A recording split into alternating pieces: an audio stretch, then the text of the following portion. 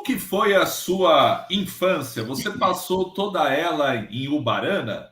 O que o menino Assir gostava de fazer? Quais eram os seus hábitos? No que você se entretinha?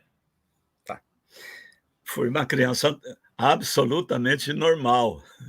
Eu acho que apenas não era tão normal pela arterice, pela peraltice, mas era completamente normal.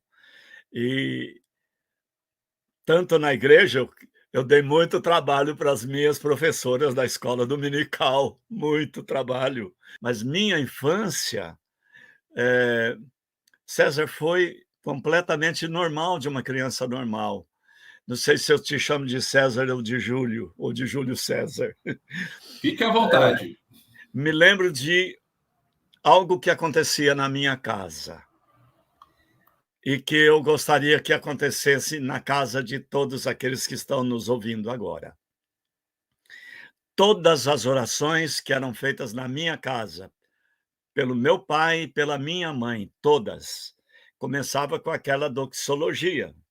Fosse no café da manhã, no culto doméstico da manhã e da noite, no almoço, todas as orações começavam com a doxologia, aquela invocação pequena, e em seguida a segunda frase era: abençoa o nosso pastor.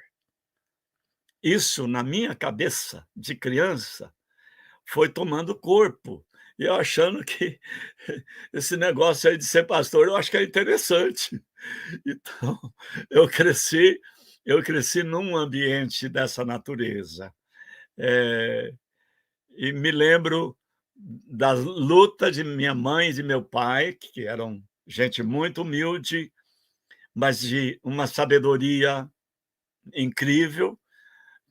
Papai e mamãe tiveram 5 meses de escola lá na roça, mas minha mãe era de uma sabedoria incrível, gostava muito de ler, e ela inventava concursos bíblicos que da cabecinha dela para junto com seus filhos, e nós disputávamos entre nós quem decorava mais versículo, e eu nisso daí, eu agradeço minha mãe que a minha memória tornou-se bastante desenvolvida por conta daquilo.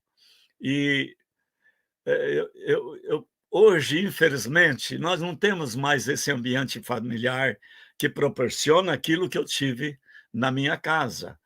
Eh, Apesar de simples, humildes, mas tiveram sabedoria de nos levar sem fanatismo, sem fanatismo, eu insisto nisso, sem radicalismo, sem essa coisa radical, tendendo tanto para a direita como para a esquerda, tanto para o liberalismo como para o conservadorismo.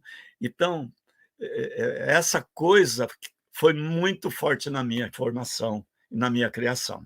Isso aconteceu dentro da minha casa, tá?